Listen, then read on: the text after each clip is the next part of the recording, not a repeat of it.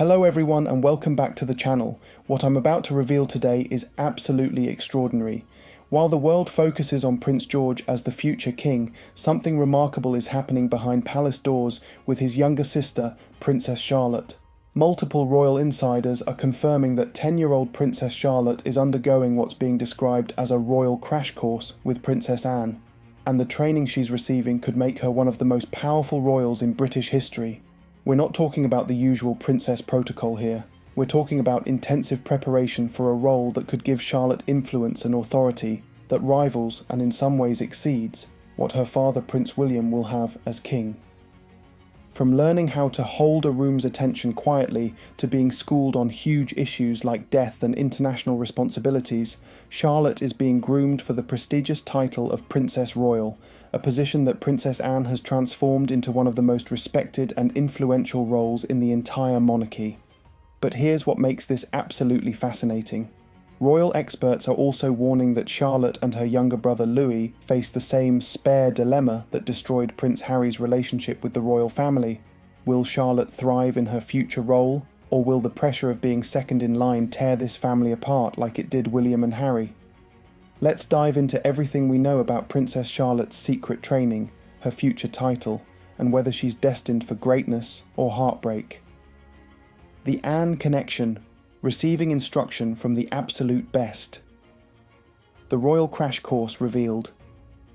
According to multiple sources speaking to Woman Magazine, Radar Online and other outlets, Princess Charlotte has been receiving intensive royal training from her great-aunt Princess Anne. Anne's training, if you will, isn't just about rank, file and curtsies either, an insider revealed to Woman Magazine. She's shown her how to spark conversations, but also how to end one and move on without upsetting anyone. Think about that for a moment. At just 10 years old, Charlotte is learning advanced social and diplomatic skills that most people never master in their entire lives. She's being taught the art of graceful conversation, strategic networking, and the subtle power moves that define successful royal engagements. That was a tough one for Kate to learn, the source continued. But Charlotte was born to royalty, so is used to the subtle signals and messaging the royals give to stay in control of a situation. This is a crucial point. Kate Middleton came into the royal family as a commoner and had to learn all these unwritten rules and subtle signals from scratch. Royal watchers remember how awkward Kate seemed in her early years, how she struggled with knowing when to speak, when to step back, when to engage. But Charlotte? She's been absorbing these lessons since birth. She's watched her parents, her great-grandparents, her great-aunt Anne. The subtle signals and messaging are second nature to her in ways they never were for Kate. What exactly is Charlotte learning? According to sources, Charlotte's training covers far more than social etiquette. Insiders describe her preparation as a kind of royal apprenticeship in public life. A source told Radar Online, Charlotte is learning how to hold a room's attention quietly. It's about observing others and knowing the right moments to step back, abilities most people only develop much later in life. Holding a room's attention quietly, that's an incredibly sophisticated skill. It's not about being loud or dominating. It's about presence, about commanding respect through observation and strategic engagement rather than force of personality. The insider continued, Kate has done a great job guiding her, but Anne's expertise as the Princess Royal is irreplaceable. Charlotte is receiving instruction from the absolute best. And here's the part that's both exciting and deeply sobering. However, these are basically succession lessons for when Princess Anne departs, so the little one is essentially being schooled on huge issues for a young mind, including death and international responsibilities that come with being a member of the royals. Let that sink in. Charlotte is 10 years old, and she's already being taught to think about death, specifically Princess Anne's death, and what Charlotte's role will be when that happens. She's being prepared for international responsibilities, for representing the United Kingdom on the world stage, for carrying the weight of the monarchy on her shoulders. The Anne advantage. Why is Princess Anne the perfect person to train Charlotte? Let's talk about Anne's credentials, because they're extraordinary. Princess Anne is consistently the hardest working royal in the entire family. In 2024, she surpassed even King Charles in the number of public engagements she undertook. We're talking about a 74-year-old woman who outworked everyone in her family, including people half her age. Anne's reputation is built on work ethic. She does more engagements than anyone no-nonsense approach. She doesn't suffer fools and doesn't care about public image loyalty to the crown. Her support for the institution is impregnable expertise in her role. She's been Princess Royal since 1987, longer than Charlotte has been alive. An insider noted, "They couldn't imagine a better role model than Anne, who is renowned for her work ethic and impregnable support for the king." Anne is also someone who understands what it's like to be a princess in a modern age, to navigate changing expectations while maintaining tradition, to carve out a meaningful role when you're not the heir. Anne's help with Kate. Interestingly, Princess Anne played a crucial role in helping Kate Middleton adjust to royal life when she married William. Anne was invaluable to Kate during those early uncertain years, especially as a commoner, a source revealed. She wants Charlotte to have the same candid, tough love Anne gave her. This creates a beautiful continuity. Anne helped Kate become a confident princess, and now Anne is helping Kate's daughter become an even more confident one. The lessons that took Kate years to learn, Charlotte is absorbing from childhood.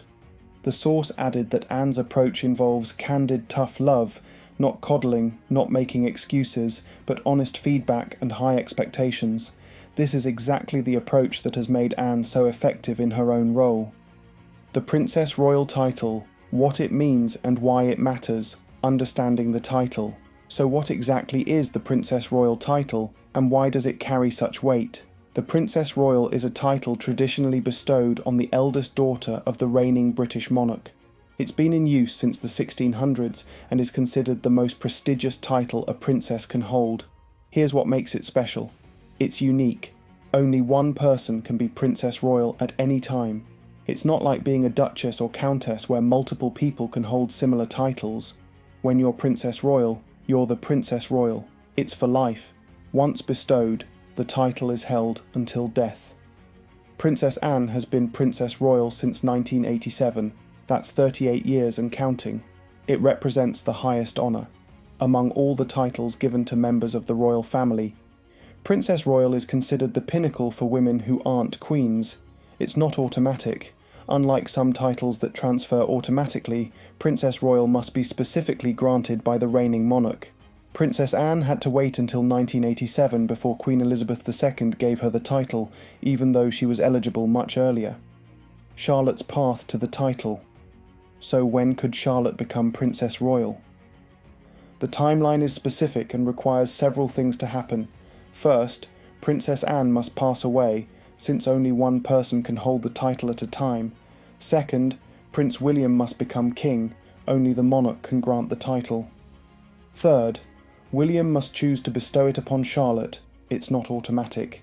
Daily Mail diary editor Richard Eden explained on the Palace Confidential podcast, "Traditionally, the Princess Royal would be the eldest daughter of the monarch, so when William becomes king, it is likely that Princess Charlotte, if Princess Anne is dead, may be our future Princess Royal." Eden also noted that Charlotte could potentially decline the role. She could do, who knows? Who knows what the future holds? But that has been the tradition in the past, that it is the eldest daughter of the monarch. What the title doesn't include. It's important to understand what Princess Royal does not come with. No specific duties.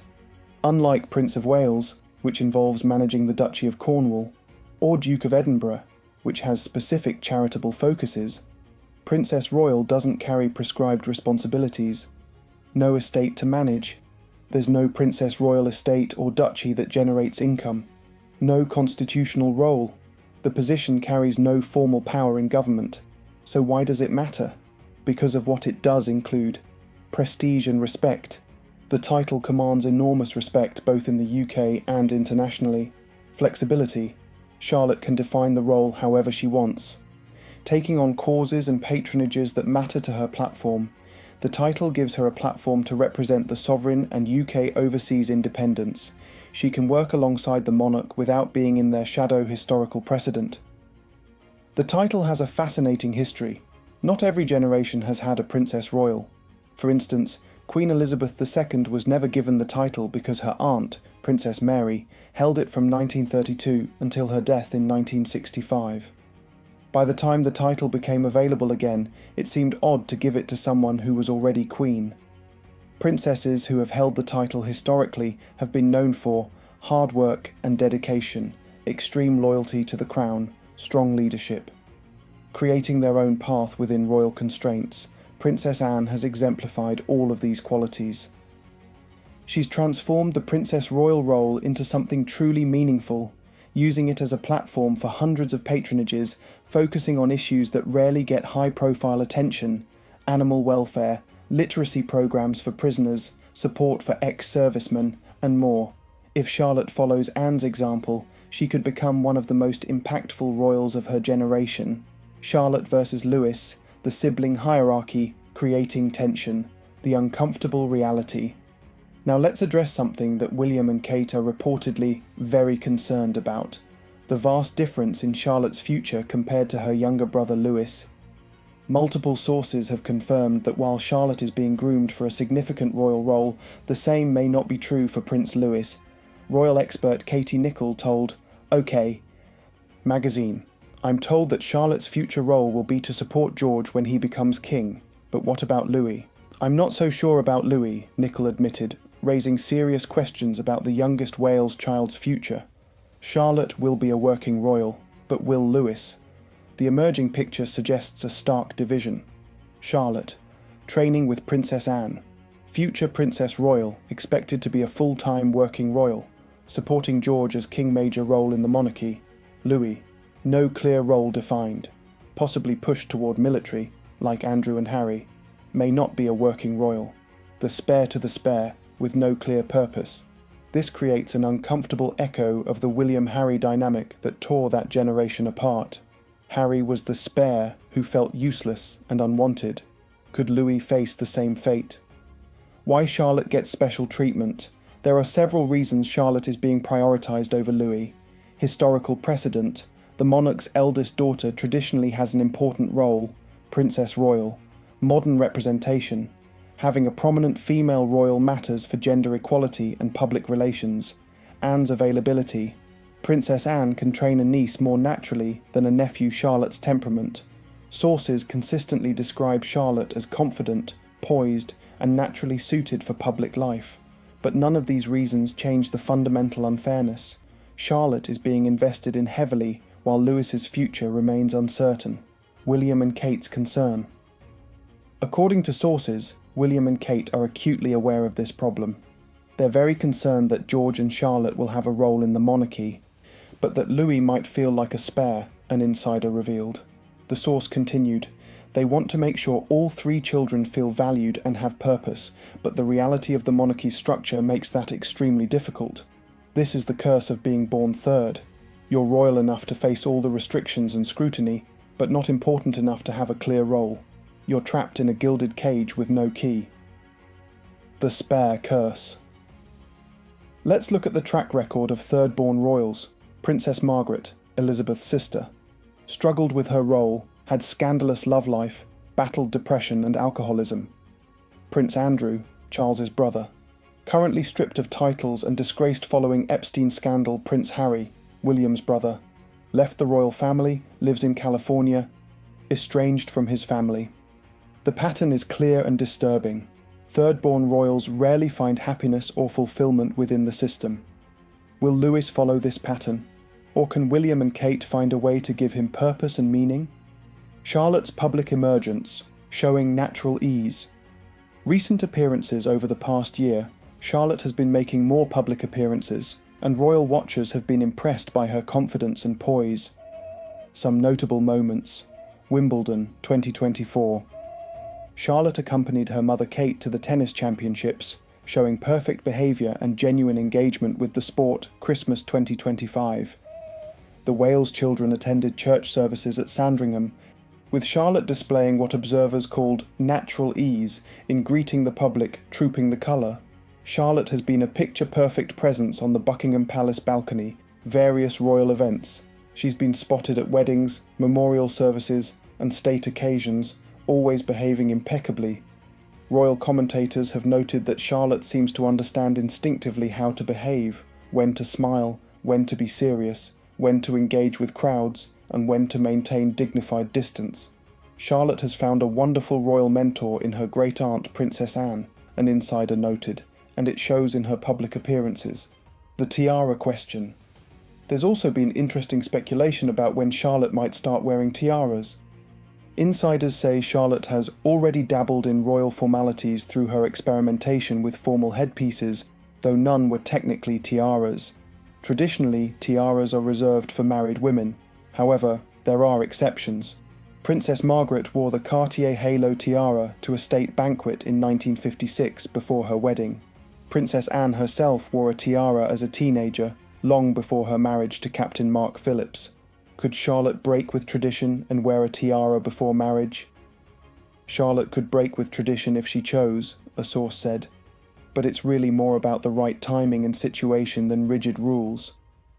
The fact that this is even being discussed shows how seriously Charlotte's future role is being taken. This isn't idle speculation.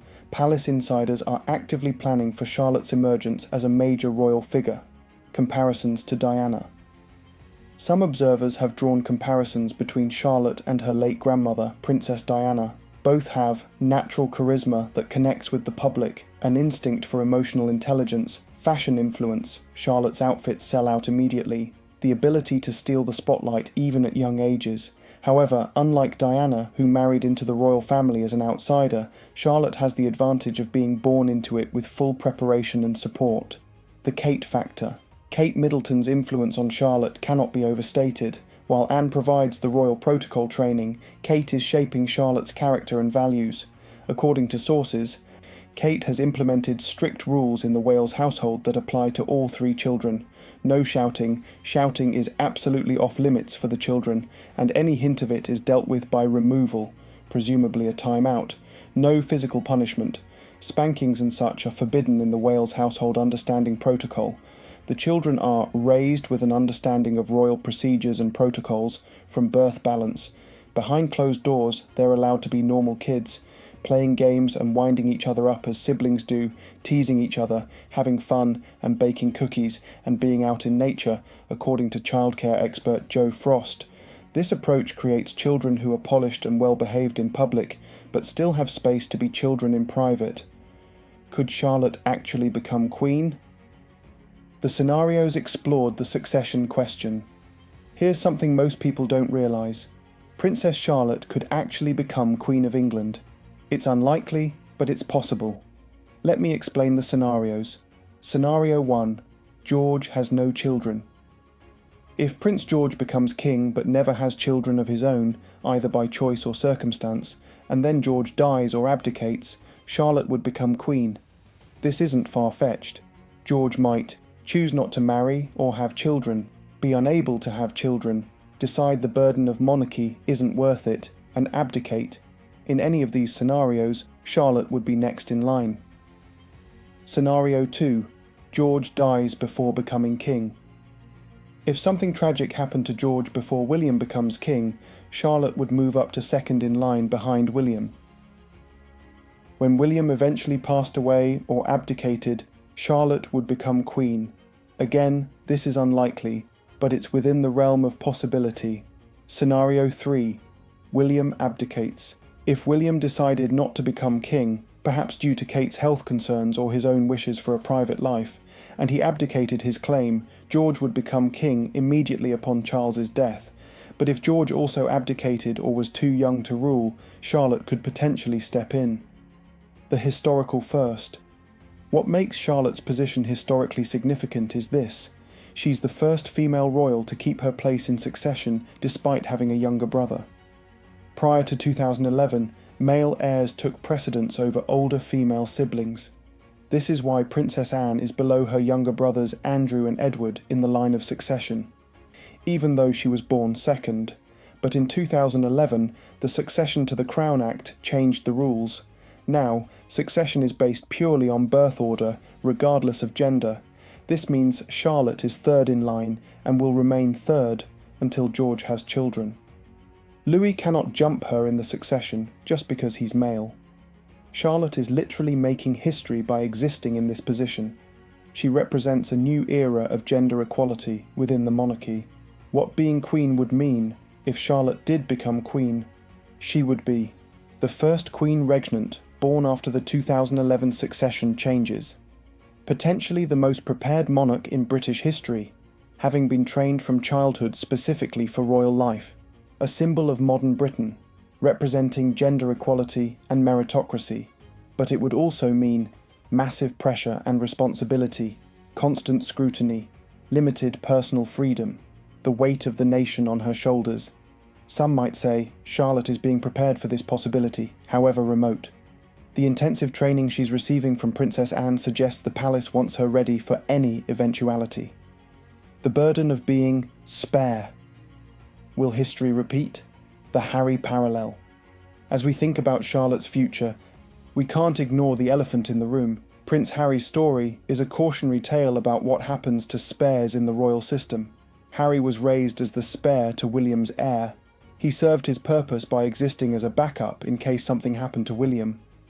But once William had children of his own, Harry's royal utility evaporated. He had no clear role. He was important enough to be constantly scrutinised and restricted, but not important enough to have meaningful responsibility or authority. The result? Harry felt useless, trapped, and ultimately fled to California with Meghan. Now let's think about Charlotte's position. She's second in line now, but once George has children, she'll be pushed down the succession. Her role will shift from potential heir to what exactly? The difference: Charlotte has a title to aim for. Here's where Charlotte's situation differs from Harry's. She has Princess Royal waiting for her. Harry never had a clear future role. Charlotte does. The Princess Royal title gives her a defined position, meaningful work, respect and prestige, independence from the monarch. This could make all the difference. Instead of feeling like a useless spare, Charlotte can channel her energy into becoming the best Princess Royal in history. But there's a catch. Princess Anne has to die first. The macabre waiting game. Think about what Charlotte is being taught. She's learning to fill shoes that currently belong to a living person. She's being prepared for a role she can only assume after her great-aunt's death. How psychologically healthy is it for a 10-year-old to be, in essence, waiting for someone to die so she can assume their position? These are basically succession lessons for when Princess Anne departs, so the little one is essentially being schooled on huge issues for a young mind, including death and international responsibilities, a source noted. Charlotte is being taught about mortality, about succession, about the transient nature of life and position. These are heavy concepts for any child, let alone one who's only 10. William and Kate's protective instincts. According to sources, William and Kate are deeply concerned about protecting all three of their children from the trauma that William and Harry experienced. William knows firsthand what it's like to lose a parent, Diana, at a young age. He knows what it's like to have your childhood scrutinised and your future predetermined. He knows the pressure, the loneliness, the lack of choice. Kate, having come from a normal family, is even more protective. She wants her children to have as much normalcy as possible while still preparing them for their royal futures. The question is, can they protect Charlotte and Louis from the spare curse while still preparing them for royal life? Or are these two goals fundamentally incompatible? The modern royal dilemma. Here's the core issue. The modern world expects gender equality, individual choice, and personal fulfillment. But the monarchy is built on hierarchy, duty, and sacrifice of personal desires for institutional needs. Charlotte is caught between these two worlds. She's being told, you're equal to your brothers, modern, but your role is predetermined by birth order, traditional. You have agency and choice, modern, but you must fulfill your royal duty, traditional. You're preparing for an important independent role, modern, but only after waiting for someone to die, traditional and macabre. How does a child reconcile these contradictions? Conclusion: Charlotte's destiny, greatness or heartbreak. What we've learned. As we step back and look at everything we've discussed today, what emerges is a portrait of a 10-year-old girl being groomed for extraordinary responsibility and power. Princess Charlotte is receiving intensive training from Princess Anne, the hardest working royal being prepared for the Princess Royal title, learning skills most people never master: how to hold attention quietly, how to navigate complex social situations, how to represent a nation positioned higher in succession than any female royal in history, thanks to the 2011 law change, potentially in line to become queen if circumstances align, already showing natural ease and confidence in public appearances. But Charlotte also faces the burden of being a spare once George has children, training that includes learning about death and her great-aunt's eventual passing, the pressure of living up to Princess Anne's extraordinary example, the possibility of feeling useless and trapped like Harry did, a predetermined future with limited personal choice. The ultimate question: will Princess Charlotte become more powerful than Prince William? In terms of raw constitutional power, no. The monarch, which George will likely become, not Charlotte, holds the ultimate authority, but in terms of influence, impact, and the ability to shape public opinion, potentially yes. If Charlotte follows Princess Anne's example and becomes Princess Royal, she could undertake more engagements than the king, have more direct contact with charities and causes, be more beloved by the public, freed from the controversies that often surround monarchs, have more flexibility to take stands on issues, build a legacy independent of whoever is on the throne. Princess Anne has proven that the Princess Royal can be more active, more visible, and more impactful than the monarch in many ways. Charlotte could do the same. The family dynamic. What worries me most about this story isn't Charlotte's preparation. It's the dynamic being created between the three Wales children. George. Being prepared as future king, enormous pressure and responsibility. Charlotte. Intensive training with Anne, clear future role, special attention. Louis. Uncertain future, possibly headed toward military, feeling like the forgotten child. This division could plant the seeds of resentment that might not bloom for years, but could eventually tear the family apart. William and Kate are very concerned about this, according to sources. They should be. They watched how the heir-spare dynamic destroyed William's relationship with Harry. Are they about to repeat the same mistake with their own children? What 2026 holds. As we move through 2026, Charlotte will turn 10 in May. She'll continue her training with Princess Anne. She'll make more public appearances. She'll grow in confidence and capability. We'll also learn about George's school choice, Eton or Marlborough, which will affect Charlotte's future as well. And we'll see whether Louis starts to show signs of feeling left out, or whether William and Kate can find a way to give him purpose too. The pressure on a child. Let's not forget, Charlotte is 10 years old. 10. While her classmates are worried about homework and friendships and hobbies, Charlotte is being schooled on huge issues including death and international responsibilities. While other 10-year-olds are playing and discovering who they are, Charlotte is being moulded into a specific role, taught specific skills, prepared for a specific future that she didn't choose. Is this fair? Is it healthy? Or is it simply the price of being born into royalty? Final thoughts. Will Princess Charlotte become more powerful than Prince William? The answer is, she could in certain ways if she embraces the Princess Royal role with the same dedication Princess Anne has shown. But the better question might be, will Princess Charlotte be happy? Will she find fulfillment in the role she's being prepared for? Or will she, like so many royals before her, discover that duty and happiness are often mutually exclusive? Only time will tell. But one thing is certain, the pressure on this 10-year-old girl is immense, the expectations are sky high, and the whole world is watching to see who she becomes. Your thoughts. Now I want to hear from you. Do you think Charlotte is being prepared appropriately? Or is this too much pressure for a child? Will she thrive as Princess Royal, or could she rebel like Harry? Should Louis be given equal attention and preparation? Is the heir-spare dynamic doomed to create family rifts no matter what William and Kate do? Let me know your thoughts in the comments below. This is such a complex and fascinating story, and I'd love to hear different perspectives. If you found this deep dive valuable, please give this video a thumbs up, subscribe to the channel, and hit that notification bell so you don't miss future updates on Charlotte, George, Louis, and the entire Wales family. Thanks so much for watching, and I'll see you in the next video.